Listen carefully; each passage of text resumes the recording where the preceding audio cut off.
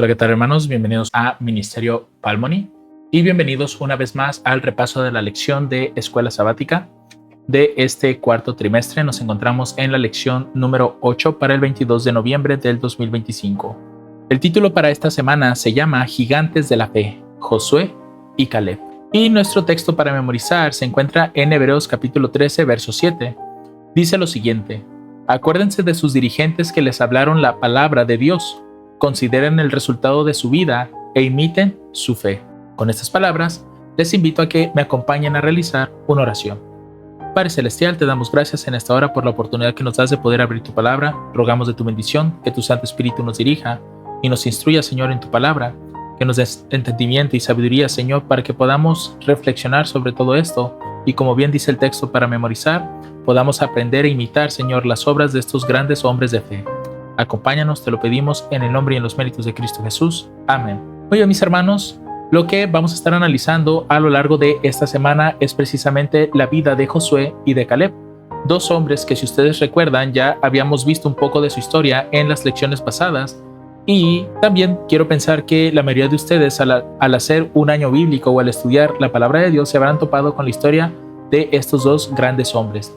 La Escritura nos menciona que ellos dos fueron los únicos que lograron entrar a la tierra prometida de la primera generación que salió de Egipto, mientras que el resto de personas que salieron tristemente fallecieron por la poca fe que mostraron. Así que algo que menciona la lección en la parte del sábado es precisamente el ciclo de la vida y cómo las inclinaciones que nosotros tenemos son precisamente a través de la imitación que hacemos de otras personas. Pero también yo quisiera agregar un poco más a esta parte. Claramente, la inclinación hacia lo malo no nada más aparece desde el momento en que comenzamos a imitar las obras de los demás, sino que aparece incluso desde el vientre. Recordemos que las inclinaciones naturales se van heredando conforme van avanzando las generaciones. Entonces lo podríamos decir de esta forma: yo y mis inclinaciones son herencias de mis padres primeramente, y las inclinaciones de ellos son la herencia de mis abuelos. Y así nos vamos hacia las generaciones pasadas, y la suma de todas estas inclinaciones recae sobre mí. De manera que desde el vientre ya tenemos ciertas inclinaciones hacia lo malo. Un ejemplo claro de esto es aquellas personas que tienen cierta inclinación hacia las bebidas alcohólicas. Es muy posible que sus padres o sus abuelos hayan tenido inclinaciones sobre esta bebida, y al haberla consumido tanto, pasaron esta inclinación natural hacia el pequeño, desde el vientre. Y ya cuando él va creciendo, tiene cierta afinidad sobre esta bebida. Entonces realmente la herencia viene primeramente desde el nacimiento. Seguido de esto, entonces, ahora sí viene la imitación. Cuando nosotros nacemos, es lo que dice la parte del sábado. Todo lo que nosotros somos, o la suma de lo que somos, es precisamente por las cosas que hemos estado observando, ya sea de nuestros padres, amigos, tíos, primos, cualquier tipo de pariente o cualquier otra persona. Es una imitación que hacemos. Recuerden que hay algo que se llama la ley de la contemplación, que es extremadamente poderosa esa ley, pues define que una persona al contemplar algo se convierte en aquello que contempla, de manera que nuestras acciones en ocasiones son resultado de la contemplación que hacemos. Por eso la Escritura siempre nos está diciendo que debemos de estar contemplando a Jesús, para que precisamente las obras de Cristo puedan hacerse a través de mí, a través de esa contemplación que hacemos hacia Él. Hay un pasaje que, si no mal recuerdo, dice algo así más o menos lo siguiente, lo voy a parafrasear quizás. Lo dice el mismo Jesús, nuestro Señor Jesucristo menciona lo siguiente: ejemplos he dado para que como yo anduve, vosotros también andéis. Es decir, Cristo ya dejó el camino trazado para que nosotros precisamente contempláramos ese camino, lo imitáramos y lográramos ser semejantes a Cristo. Entonces esa es la parte en la que nos introduce lo que es el sábado. Pero vamos a pasar al domingo. Este día se titula La fidelidad. Nos invita a que leamos Génesis, Números y Josué. Menciona aquí quién era Caleb y sobre todo qué posición ocupaba en el pueblo de Dios. Comencemos con Génesis 36:15. Dice: estos son los duques de los hijos de Esaú, hijos de Elifaz, primogénito de Esaú, el duque Temán, el duque Omar, el duque Sefo y el duque Cenaz. Ahora en Números 13:6 y los versículos 30 al 32 nos van a decir lo siguiente: de la tribu de Judá, Caleb, hijo de Jefone; de la tribu de Isaacar, Igal, hijo de Josué. Entonces Caleb hizo callar al pueblo delante de Moisés y dijo: subamos luego y poseámosla, que más podremos que ella. Mas los varones que subieron con él dijeron: no podremos subir contra aquel pueblo, porque es más fuerte que nosotros. Y vituperaron entre los hijos de Israel la tierra que habían reconocido, diciendo: la tierra por donde pasamos para reconocerla es tierra que traga a sus moradores, y todo el pueblo que vimos en medio de ella son hombres de gran estatura. Noten en este caso, por ejemplo, que Josué estaba defendiendo lo que Dios quería hacer. Dios quería que el pueblo fuera y atacara a la ciudad. Pero el pueblo se amedrentó. El pueblo demostró poca fe y comenzó a hablar mal o comenzó a dar un mal informe de esa tierra. Ahora, cuando pasamos al libro de Josué 14, el verso 6, y de ahí nos vamos a brincar al 14, dice lo siguiente: y los hijos de Judá vinieron a Josué en Gilgal, y Caleb, hijo de Jefone, ceneseo, le dijo: tú sabes lo que Jehová dijo a Moisés, varón de Dios, en Cades Barnea, tocante a mí y a ti. Por tanto, Hebrón fue de Caleb, hijo de Jefone, ceneseo, en heredad hasta hoy, porque siguió cumplidamente a Jehová Dios de Israel.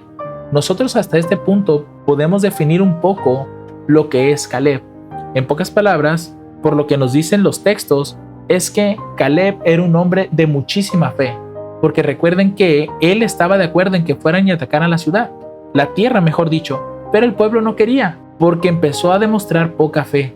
Empezó a ver muchas dificultades por los hombres de gran estatura, no tanto porque la tierra se los tragara, porque pues si ustedes recuerdan, ellos habían traído fruto de aquella tierra, que era un fruto bastante generoso, pero el pueblo tristemente demostró poca fe en querer ir y atacar la ciudad.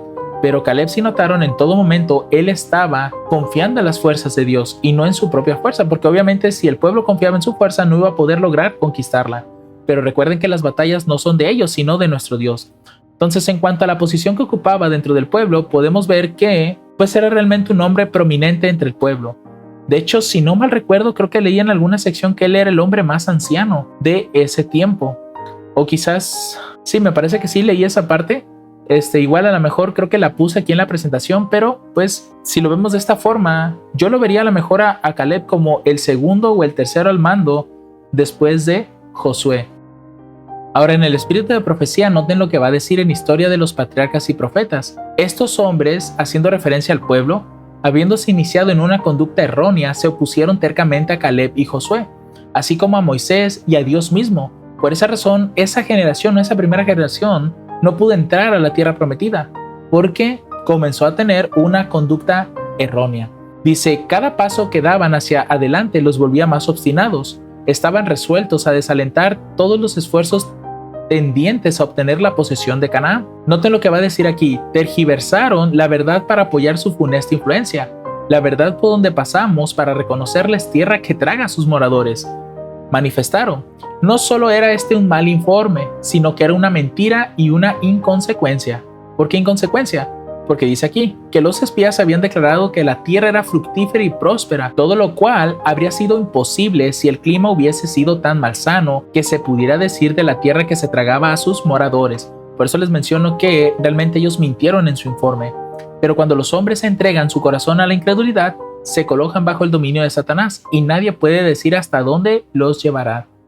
De ahí el peligro, hermanos, que nosotros estemos demostrando falta de fe y que nuestro corazón sea tan terco y obstinado para no obedecer lo que Dios pide. Así que en la parte del domingo podemos ver una fidelidad entre Caleb y Josué, pero no por parte del pueblo. Ahora, cuando pasamos a la siguiente pregunta de ese mismo día, nos dice: ¿qué dice de Caleb el hecho de que estuviera dispuesto a decir lo que pensaba, a pesar de que la mayoría de los espías tenían una opinión completamente diferente y de que el pueblo de Israel lo amenazara de muerte? Noten, vamos a ver estos pasajes para tener un poco más de contexto. Primeramente, Números 14 del 6 al 10 dice lo siguiente: Josué hijo de Nun y Caleb hijo de Jefone, que eran de los que habían reconocido la tierra, rompieron sus vestiduras. Recuerden que ese símbolo de romper las vestiduras es porque pues realmente hay una gran ofensa que se hizo, o se hizo alguna maldad, o el corazón está pasando por un momento de tristeza. Dice: y hablaron a toda la congregación de los hijos de Israel diciendo: la tierra por donde pasamos para reconocerles tierra en gran manera buena. Noten, ellos están certificando que la tierra es buena, tal y como Dios se los dijo. Dice: si Jehová se agradare de nosotros. Ahí está la parte importante donde ellos están demostrando la fe. No es como que el pueblo guiara a Dios, o nosotros en este tiempo guiáramos a Dios, sino que si Dios se agradare de nosotros, nosotros le podríamos llegar a cualquier parte. Dice, Él nos meterá en esta tierra y nos la entregará, tierra que fluye leche y miel. Noten que la confianza de Caleb y Josué no estaba en ellos ni en ejércitos, sino en el poder de nuestro Dios. Dice, por tanto, no seáis rebeldes contra Jehová, ni temáis al pueblo de esta tierra, porque nuestro pan son, su amparo se ha apartado de ellos, y con nosotros está Jehová, no los temáis. Así de simple, hermanos. Noten, yo me imagino, a veces quiero imaginarme estas escenas que se sienten tan reales en el momento de cuando los estás imaginando, no sé, gritando, bueno, en sentido para que todo el pueblo escuchara, o sea, no con enojo ni con nada de eso, sino hombres de gran templanza, porque la escritura menciona que pues ellos tenían los dones del Espíritu Santo. Entonces dice aquí, entonces toda la multitud habló de apedrearlos con piedras, mas la gloria de Jehová se mostró en el tabernáculo de la congregación a todos los hijos de Israel. Noten, hermanos, con respecto a la pregunta que hace aquí, realmente Caleb y Josué iban a ser apedreados. Si Dios no intervenía en ese momento, ellos fácilmente hubieran muerto, pero noten que ellos estaban defendiendo a Dios, defendiendo su causa, y Dios precisamente los protegió en ese momento. Vamos a ver el otro pasaje, el 14, 21 al 25, dice, mas tan cierto como vivo yo, aquí está hablando Dios, que toda la tierra será llena de la gloria de Jehová, porque todos los que vieron mi gloria y mis señales que he hecho en Egipto y en el desierto, y me han tentado, noten, ya 10 veces, y no han oído mi voz, no verán la tierra de la cual juré a sus padres. No, ninguno de los que me han irritado la verá. Es ahí donde les digo que Dios condenó al pueblo o a la primera generación que salió de Egipto, la condenó a morir en el desierto. No iban a entrar a la tierra prometida. El verso 24 dice, salvo mi siervo Caleb, por cuanto hubo en él otro espíritu y cumplió de ir en pos de mí, yo le meteré en la tierra donde entró y su simiente la recibirá en heredad. Ahora bien, el amalecita, el cananeo y el cananeo habitan en el valle. Volveos mañana y salid al desierto, camino del mar rojo. Noten que cuando Dios interviene, Dios emite juicio sobre el pueblo. Como el pueblo ya lo había tentado 10 veces y no escuchaban la voz de Dios, Dios se irritó con el pueblo. No los destruyó como se lo prometió a Moisés, pero sí no permitió que el pueblo entrara a la tierra prometida. El siguiente verso, 26:65, dice, porque Jehová les dijo, han de morir en el desierto. Y no quedó varón de ellos, sino Caleb, hijo de Jefone, y Josué, hijo de Nun. Tan solo se imaginan, hermanos, no recuerdo realmente si se menciona que eran como 1 millón de hombres. De igual forma, si alguien tiene el dato, pues lo puede comentar. Como que recuerdo que así había escuchado en alguna ocasión. Tan solo piensen en esto, ¿no? De ese 1 millón de hombres, solamente 2 sobrevivieron. Y aquí nada más estoy contando a los hombres, no estoy contando a las mujeres que estaban en esa generación. Entonces, sí me pone a pensar cómo es que la fe destacada de estas 2 personas hizo que no murieran durante ese tiempo en el desierto. El último pasaje, 32:12 de Números, dice, excepto Caleb, hijo de Jefone ceneseo, y Josué, hijo de Nun, que fueron perfectos en pos de Jehová. Noten, en ocasiones, hermanos, la perfección no radica en otra cosa, sino solamente en servir a Dios, creer en Él, tener fe.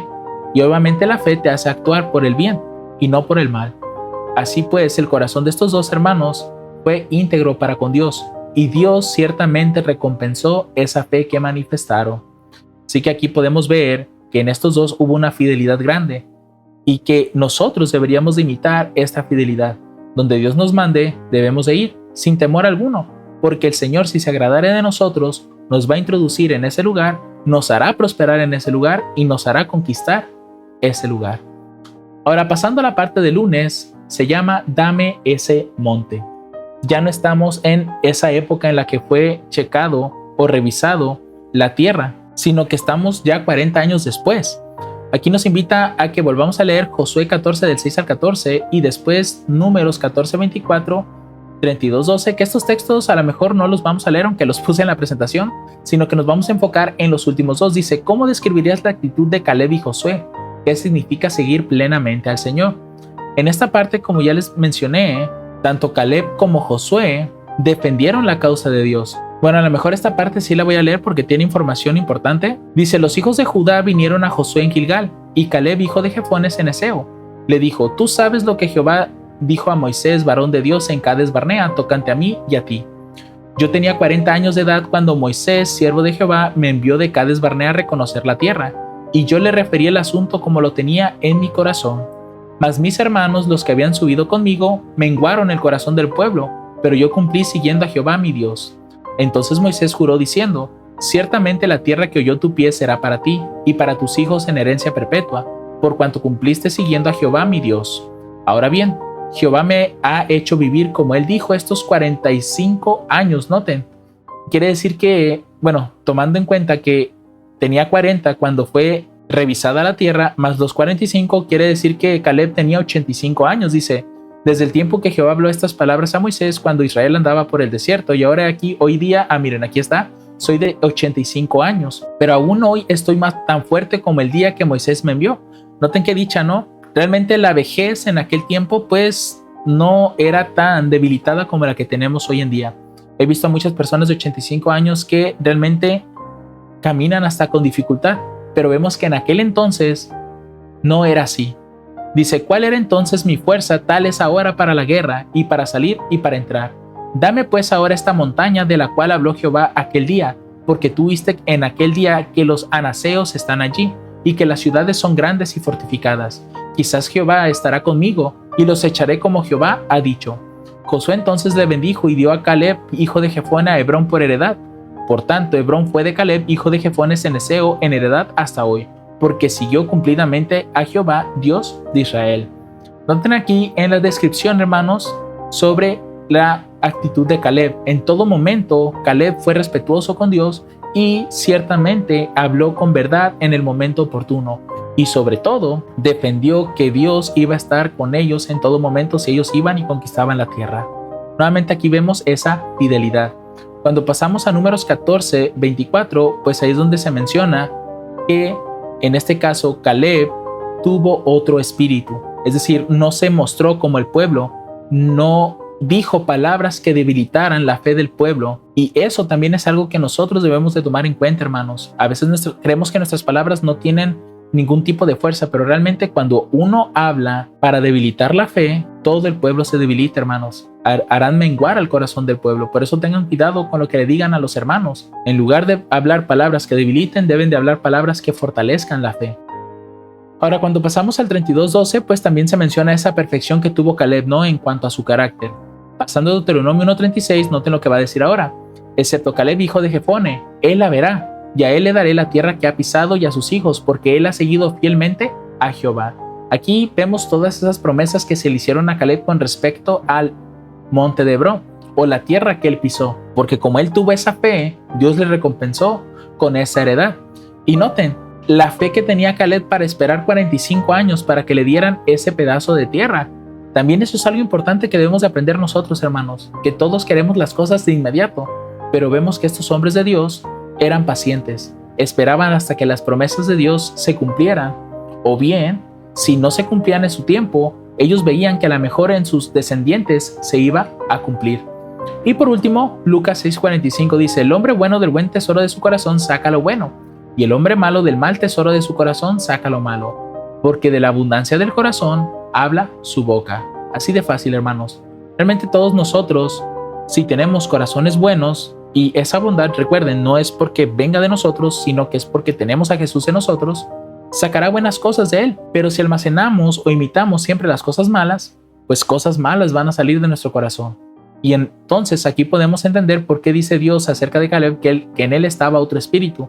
No estaba un espíritu de incredulidad o un mal corazón, sino que él tenía un buen corazón para con Jehová, su Dios.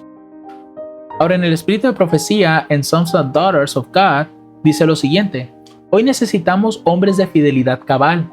Hombres, y aquí, hermanos, no tomemos hombres simplemente como hablándole a los varones, sino aquí incluye tanto a mujeres como hombres. Dice: hombres que sigan plenamente al Señor, hombres que no estén dispuestos a guardar silencio cuando deben hablar, que sean firmes como el acero a los principios, que no traten de hacer alarde ostentoso, es decir, que sean humildes, y que, aquí lo repite, que anden humildemente con Dios, que sean pacientes. Noten, hermanos, esa parte es súper importante en nosotros, ser pacientes y esperar en el Señor, que seamos amables, bondadosos y corteses, que comprendan que la ciencia de la oración consiste en ejercitar fe y en realizar obras que glorifiquen a Dios y hagan bien a su pueblo. En otras palabras, todo aquello que hagamos y pidamos en oración, debemos de ejercitarlo a través de la fe, pero ¿cómo? Realizando las obras.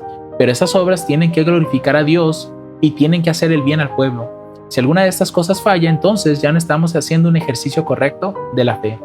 Ahora noten lo que dice a continuación. Esto es para la contemplación de Jesús. Dice, el seguir a Jesús requiere una conversión de todo corazón al principio y una repetición de esta conversión diariamente. ¿Por qué?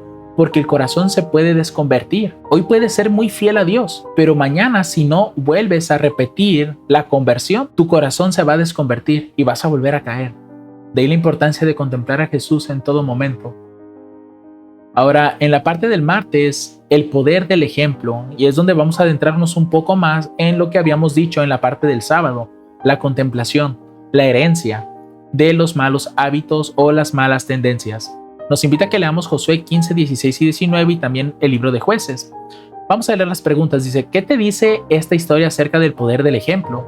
¿Cómo se reprodujo la actitud de Caleb en la generación más joven? Vamos a ver. Josué 16 al 19 dice lo siguiente. Y dijo Caleb, al que hiriere a Kiriat Sefer y la tomare, yo le daré a mi hija Asca por esposa.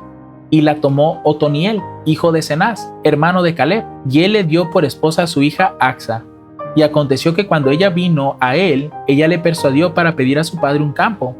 Ella entonces se bajó del asno y Caleb le dijo, ¿qué quieres? Y ella respondió, dame una bendición, puesto que me has dado tierra de sequedal, dame también fuentes de aguas. Él entonces le dio las fuentes de arriba y las fuentes de abajo. Veamos ahora Jueces 1 al 13. Dice, y la tomó Otoniel, hija de Cenaz, hermano menor de Caleb, y él le dio a Axa su hija por esposa. Ahora el siguiente texto, porque era un poco largo, versos 7 al 11. Dice, hicieron pues los hijos de Israel lo malo ante los ojos de Jehová, y olvidaron a Jehová su Dios, y sirvieron a los Baales. Recuerden que nos encontramos en Jueces, una época en la que el pueblo estaba con Dios, se apartaba de Dios, volvía a Dios, se apartaba de Dios, así sucesivamente. Dice, sirviendo a los Baales y a las imágenes de acera, y la ira de Jehová se encendió contra Israel, y los vendió en manos de Cusán Risataim, rey de Mesopotamia, y sirvieron los hijos de Israel a Cusán Risataim 8 años. Y cuando los hijos de Israel clamaron a Jehová, Jehová levantó un libertador a los hijos de Israel y los libró. Esto es a Otoniel, hijo de Cenaz, hermano menor de Caleb. Y el espíritu de Jehová fue sobre él, y juzgó Israel y salió a batalla, y Jehová entregó en su mano a Cusán Risataim, rey de Mesopotamia, y prevaleció su mano contra Cusán Risataim, y reposó la tierra 40 años, y murió Otoniel, hijo de Cenaz. Quiero que noten aquí en este caso, porque se menciona que Otoniel era hermano menor de Caleb. Aquí noten que la herencia o el poder del ejemplo se dio de un hermano mayor a un hermano menor. Por tanto, podemos asumir que la buena conducta de Caleb, su fe en Dios, provocó que su hermano Otoniel lo viera como un gran ejemplo. Y ese ejemplo permitió que Otoniel pudiera convertirse en un juez más adelante. Un juez que trajo paz sobre Israel, obviamente a través de Dios, hermanos, durante 40 años, porque recuerden siempre que cuando el juez se levantaba, todo el pueblo andaba bien con Dios durante los años de ese juez. Ya cuando el juez moría, entonces el pueblo volvía a hacer lo malo delante de Jehová. Entonces vemos que el ejemplo realmente fue bastante importante en la vida de Otoniel. Y quiero pensar, hermanos, que todos debemos de ser conscientes en cuanto a ejemplo que damos a las demás personas. De la forma en la que nos comportamos nosotros, pues puede ayudar a que otras personas puedan hacer cosas buenas. Algo que sí menciona el espíritu de profecía en esta parte, en Testimonios para la Iglesia, tomo 4, página 156, dice lo siguiente: miles aceptarían la verdad si pudieran hacerlo, noten, sin negarse a sí mismos, pero estos nunca contribuirían a la causa de Dios. Jamás saldrán valientemente al encuentro del enemigo, el mundo, el amor a sí mismo y las pasiones de la carne, confiando en que su divino director les diera la victoria. La iglesia necesita fieles Caleb y Josué que estén prontos a aceptar la vida eterna con la única condición que Dios impone, la obediencia. De ahí en fuera, hermanos, Dios no pide otra cosa, más que seamos obedientes, seamos fieles a sus mandamientos. Nuestras iglesias sufren por falta de obreros. Nuestro campo es el mundo. Necesitamos misioneros en las ciudades y los pueblos que están aún más subyugados por la idolatría que los paganos de Oriente, los cuales nunca vieron la luz de la verdad. El verdadero espíritu misionero ha abandonado las iglesias que hacen profesión de manera tan exaltada. El amor por las almas y el deseo de llevarlas al regazo de Cristo ha dejado de brillar en sus corazones. Noten, ese amor, hermanos, que debiera de haber por buscar almas para Dios está desapareciendo de las iglesias. Por eso es que nuestras iglesias a veces se ven cada vez más solas y muy difícilmente entran personas a la iglesia, porque no ven a Cristo reflejado en nosotros, porque nosotros no estamos imitando a Cristo, no lo estamos contemplando diariamente, o como vimos en otro texto, no estamos haciendo una conversión diaria. Buscamos trabajadores honestos. Nadie responderá al clamor que se eleva en todos los rincones: pasa y ayúdanos. Es importante, hermanos, que tomemos en cuenta estas historias, sobre todo en esta parte el poder del ejemplo. Otras personas pueden llegar a convertirse sin siquiera que nosotros les hablemos de Dios, por el simple hecho de que ven un carácter muy distinto, ven otro espíritu en nosotros, un espíritu que es recto en todo momento. La otra pregunta que viene aquí en la parte del martes es: ¿qué lección nos enseña este pasaje de Lucas 18 del 1 al 5? Vamos a ver lo que dice. Y él les dijo también una parábola sobre que es necesario orar siempre y no desmayar, diciendo: había un juez en una ciudad, el cual ni temía a Dios ni respetaba a hombre. Había también en aquella ciudad una viuda, la cual venía a él diciendo: hazme justicia de mi adversario.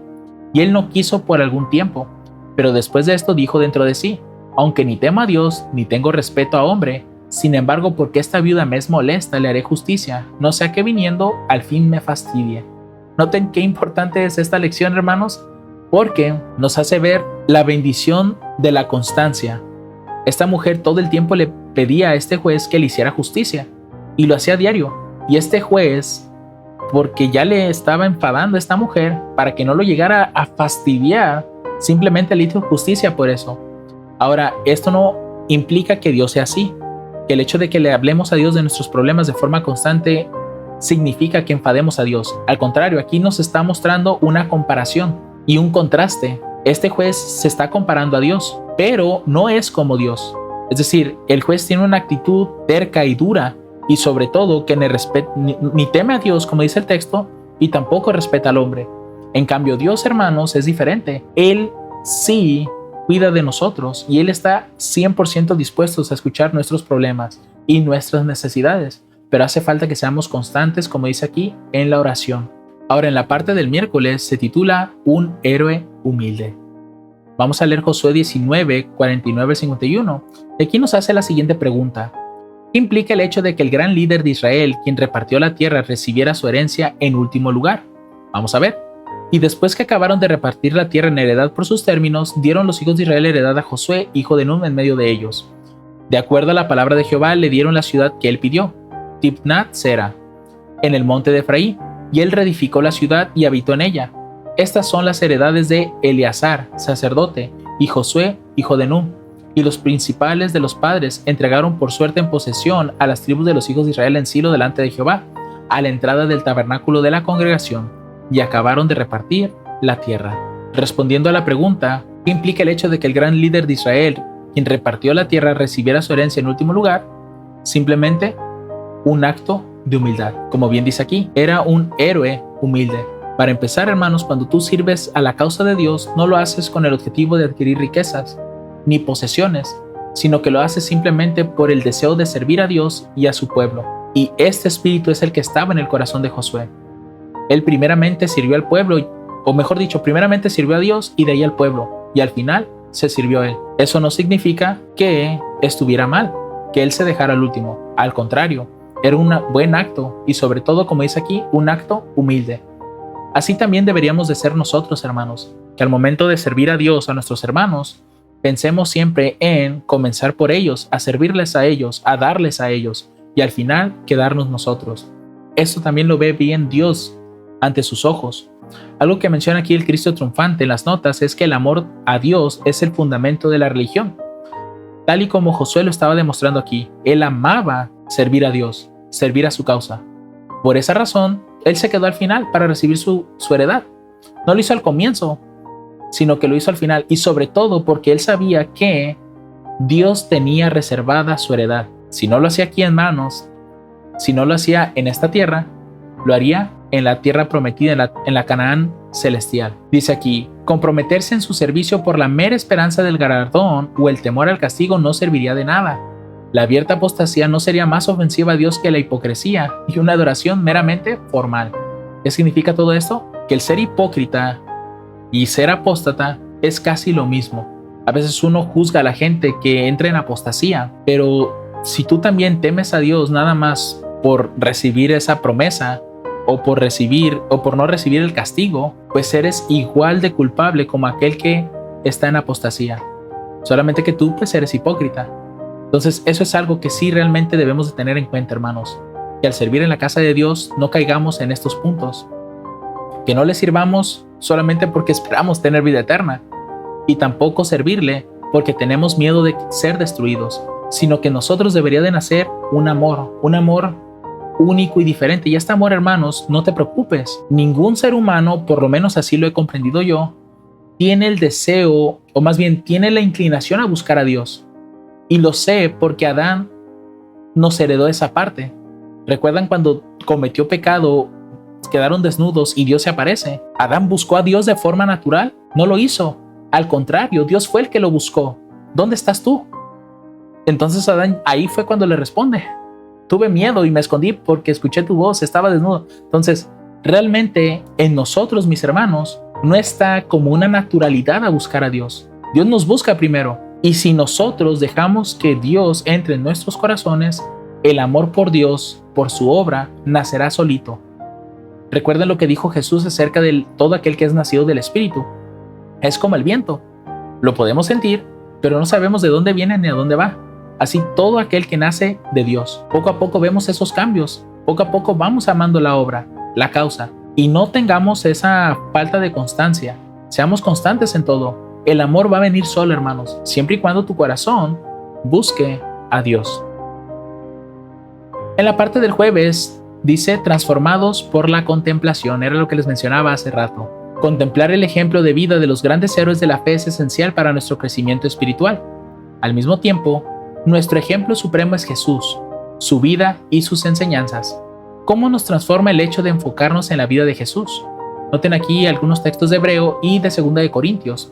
Vamos por los textos de Hebreo. Hebreos 12 del 1 al 2 dice: por tanto, nosotros también, teniendo en derredor nuestro tan grande nube de testigos, noten, despojémonos de todo peso y del pecado que nos asedia y corramos con paciencia la carrera que tenemos por delante. Es decir, ¿qué es esa gran nube de testigos?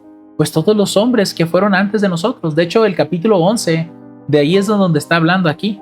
El capítulo 11 es conocido como el capítulo de la fe, o de los hombres de la fe, donde vemos a Abraham, vemos a Abel y muchos otros hombres que demostraron una fe paciente e inclusive hasta la propia muerte.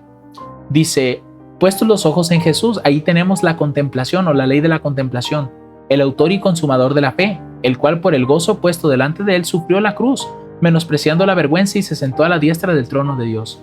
¿Qué nos dice esto? Que contemplemos a Cristo. Ahora en 2 de Corintios 3:18, por tanto nosotros todos, mirando con cara descubierta como en un espejo la gloria del Señor, somos transformados a la misma imagen de gloria en gloria como por el Espíritu del Señor. Por eso les digo, no hay que preocuparnos por esa transformación, vendrá sola, hermanos. Dios la irá haciendo en nosotros, siempre y cuando nosotros estemos de forma constante buscándole. Ahora en el espíritu de profecía, en las notas, en Palabras de Vida del Gran Maestro, dice lo siguiente: mirando a Jesús obtenemos vislumbres más claras y distintas de Dios, y por la contemplación somos transformados. La bondad, el amor por nuestros semejantes llega a ser nuestro instinto natural. Noten, no lo tenemos. Nace cuando contemplamos a Jesús. Desarrollamos un carácter que será la copia del carácter divino. ¿Solamente cuándo? Cuando contemplemos a Cristo. Creciendo a su semejanza, ampliamos nuestra capacidad de conocer a Dios. Entramos cada vez más en mayor relación con el mundo celestial y llegamos a poseer un poder creciente para recibir las riquezas del conocimiento y la sabiduría eterna. ¿Notan? Realmente, hermanos, esa contemplación que hacemos de Cristo hace que por instinto natural amemos a nuestros semejantes y la obra de Dios y a Dios mismo. Pero eso es algo que pasa cuando contemplamos a Jesús. Él hace crecer eso en nuestro corazón. porque de forma natural no lo está. Recuerden lo que dicen los textos, que Dios nos buscó primero y no nosotros a Dios, porque si por nosotros fuera nunca lo buscaríamos. Recuerden lo que dice, tal vez pudiéramos sentir el querer, pero el hacerlo ya no, porque no podemos completar eso a menos que otro espíritu nazca en nosotros, que es el espíritu de Cristo. Aquí mismo en la parte del jueves viene otra pregunta, dice, ¿qué dos procesos tienen propósitos opuestos en nuestra vida? ¿Y cómo podemos estar seguros de que damos espacio al correcto? Romanos 12, 1 y 2 dice lo siguiente, por tanto, os ruego hermanos por las misericordias de Dios que presentéis vuestros cuerpos en sacrificio vivo, santo, agradable a Dios, que es vuestro servicio racional. ¿Cómo? Sacrificándonos cada día, sacrificando los deseos, las pasiones, todo para poder agradar a Dios. Ese es un servicio racional, consciente. Verso 2 dice, y no os conforméis a este mundo, mas transformaos por la renovación de vuestra mente, para que comprobéis cuál sea la buena voluntad de Dios agradable y perfecta. ¿Cuáles son esos dos procesos? Presentarnos como un sacrificio vivo y no conformarnos a este mundo, sino que más bien hay que transformarnos, hay que renovar nuestra mente. ¿Cómo podríamos estar seguros de esto? Simple, comprobando nuestro carácter con el de Cristo. Si vemos que Cristo hacía esto y nosotros no lo hemos hecho, nos falta mejorar en eso, nos falta renovar esa parte, destruir esa mala obra y edificar una buena obra. Pero eso se logra con la contemplación diaria, con oración, ejercitando la fe, realizando las obras. De otra forma, por sí sola, mis hermanos, jamás va a aparecer. Hemos llegado a la parte del viernes para estudiar y meditar. Aquí vienen dos citas importantes de Patriarcas y Profetas. Voy a leer esa primeramente. Dice, la fe de Caleb era en esa época la misma que tenía cuando su testimonio contradijo el informe desfavorable de los espías. Él había creído en la promesa de Dios, de que pondría a su pueblo en posesión de la tierra de Canaán, y en esto había seguido fielmente al Señor. Había sobrellevado con su pueblo la larga peregrinación por el desierto, es decir, esos 45 años, y compartido las desilusiones, creo que son 40 años, y sin compartido las desilusiones y las cargas de los culpables. No obstante, no se quejó de eso, sino que ensalzó la misericordia de Dios que le había guardado en el desierto cuando sus hermanos eran eliminados. Noten, realmente aquí es donde también se demuestra ese espíritu. Hubiera Caín vivido en esa época, todo el tiempo hubiera estado maldiciendo a Dios y hablando mal de Dios. En medio de las penurias, los peligros y las plagas de las peregrinaciones en el desierto, durante los años de guerra desde que entraron en Canaán, el Señor le había guardado, y ahora que tenía más de 80 años, su vigor no había disminuido. No pidió una tierra ya conquistada, sino el sitio que por sobre todos los demás los espías habían considerado imposible de subyugar. Con la ayuda de Dios quería arrebatar aquella fortaleza de manos de los mismos gigantes cuyo poder había hecho tambalear la fe de Israel. Al hacer su petición no fue movido Caleb por el deseo de conseguir honores o engrandecimiento. El valiente y viejo guerrero deseaba dar al pueblo un ejemplo que honrara a Dios y alentar a las tribus para que subyugaran completamente la tierra que sus padres habían considerado inconquistables. Noten qué importante es esto, hermanos, porque cualquiera pensaría que a lo mejor Caleb lo pudiera haber hecho con el objetivo de ser ensalzado o buscar honores del pueblo, pero no. Su objetivo era dar una evidencia de fe y ejemplo para los demás, para que no pensaran que las naciones de ese tiempo iban a poder más sobre ellos, sino que Dios está con ellos y Dios les daría la victoria sobre cada lugar. Así también nosotros, hermanos, en nuestro tiempo, recuerden, ya no andamos en esas guerras porque Dios ya no nos manda a esos lugares, ni nos manda a hacer guerras en otros sitios, pero sí tenemos una guerra con el enemigo, y esas conquistas sobre el pecado, sobre la inclinación, las podemos lograr. Todo lo podemos hacer en Cristo que nos fortalece. La siguiente cita, How to Meet Trial and Difficulty, de la Review and Herald, 30 de mayo de 1912, fue la fe de Caleb en Dios lo que le dio valor, lo mantuvo alejado del temor humano y lo capacitó para mantenerse audaz e inquebrantablemente en defensa de lo recto.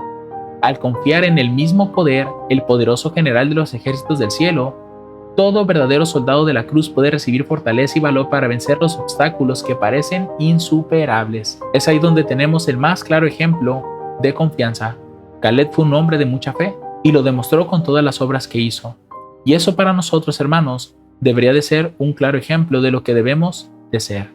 Aquí terminamos el repaso de nuestra lección y esperamos que sea de gran bendición para todos nosotros. Recuerden siempre esto, hermanos, a estos gigantes de la fe, sobre todo en un tiempo de dificultad. Creo que pudiéramos a lo mejor conectarlo con con las otras lecciones que hemos visto, sobre todo con la parte de adoración en medio de la guerra, que realmente estos hombres adoraron a Dios, demostraron su fe en Él en todas las dificultades. Y pues mis hermanos, esto será todo. Que el Señor les bendiga abundantemente. Amén.